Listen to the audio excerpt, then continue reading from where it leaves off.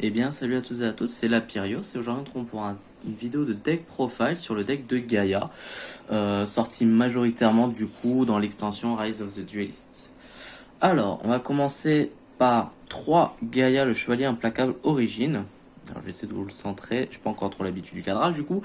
Donc lui c'est très simple, son nom bon comme la plupart des Gaïa c'est qu'il est traité comme le chevalier implacable.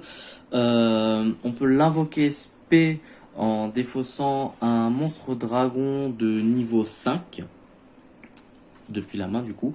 Et quand il doit être sacrifié pour un monstre guerrier, il peut être sacrifié en tant que 2 monstres. Donc ça peut être très très intéressant. De plus, il a un effet rapide. Quand il est au cimetière, si un monstre sur le terrain a une pouvoir différente de celle qu'il a d'origine, vous pouvez le bannir afin de lui redonner sa pouvoir d'origine. Avec ceci, on a 3 fois Gaïa, le chevalier magique.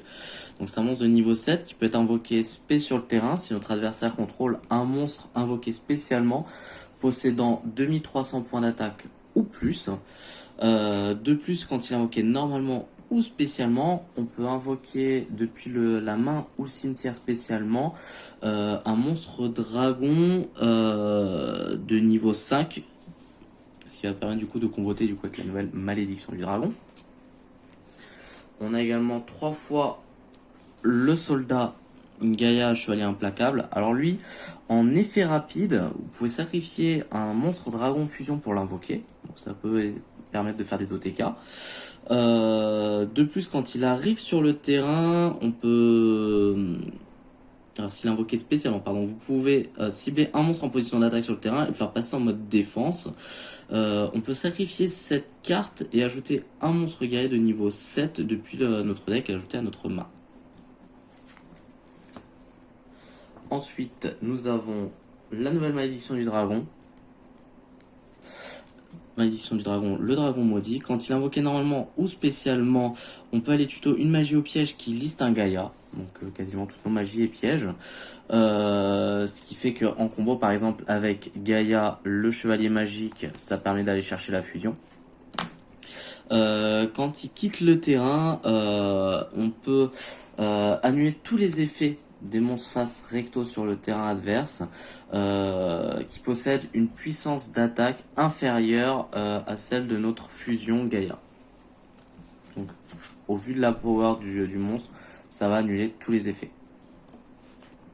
On a, pour accélérer un petit peu le deck, 3 artilleries tortue catapulte, pardon. Vous pouvez sacrifier un monstre, lui compris au cas où, à invoquer spécialement un monstre Gaïa ou un monstre dragon de niveau 5 depuis soit notre main ou deck. Et on peut activer ces effets qu'une fois par tour.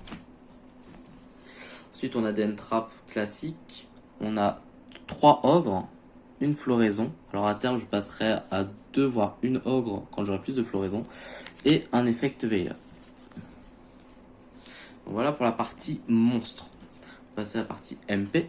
Du coup, il y a 3 Gaïa au galop. C'est la Terra. La Terra qui est très très forte, je trouve. En battle phase, votre adversaire ne peut ni activer d'effet. Oui, ça ne peut pas activer d'effet. Tout simplement, si vous contrôlez le Gaïa Dragon champion dans la zone monstre.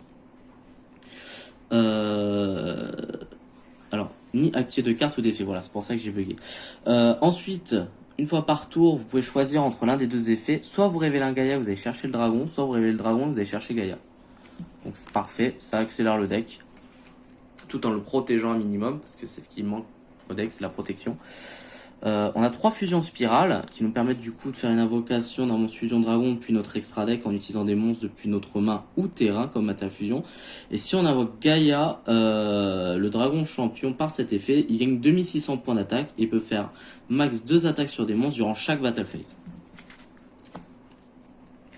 On a un renfort de l'armée, un sacrifice inutile, une terraformation, un monster reborn, peau d'avarice et 3 appelés par la tombe et 2 Twin Twister parce qu'on n'aime pas trop les macros dans ce deck. Alors, je vous les ai passés un peu vite parce que c'est des staples qui sont très très connus. Pour les cartes pièges, ça va aller vite. On a 2 Renaissance Spirale. Qu'est-ce qu'elles font? Si un monstre dragon de max niveau 7 dans nos cimetières, on l'invoque spécialement. Et si on invoque Gaïa le dragon champion par cet effet, notre adversaire ne peut plus le cibler avec des effets et ne peut pas être détruit par des effets de cartes. C'est quasiment la seule destruction, enfin c'est la seule carte de protection réellement dans le deck. Et ensuite on a un redémarrage rouge et un vent perdu. Donc ça c'était pour le main deck. On va passer du coup à l'extra deck. Un extra deck qui est pas forcément des plus optimisés, je le cache pas, je reprends le jeu. Et par conséquent je le build petit à petit. On a 3 Gaïa, le chevalier magique des dragons. Alors lui est très intéressant. Bon bah déjà il est considéré comme Gaïa le dragon champion, tant qu'il est sur le terrain. Et pendant la main phase, on peut lui faire retirer à lui 2600 points d'attaque afin de péter une carte sur le terrain, en la ciblant malheureusement. Quand il détruit un monstre au combat, il gagne 2600 points d'attaque. Donc de base, déjà avec la carte fusion, il sera à 5200, donc on pourrait faire 2 fois l'effet.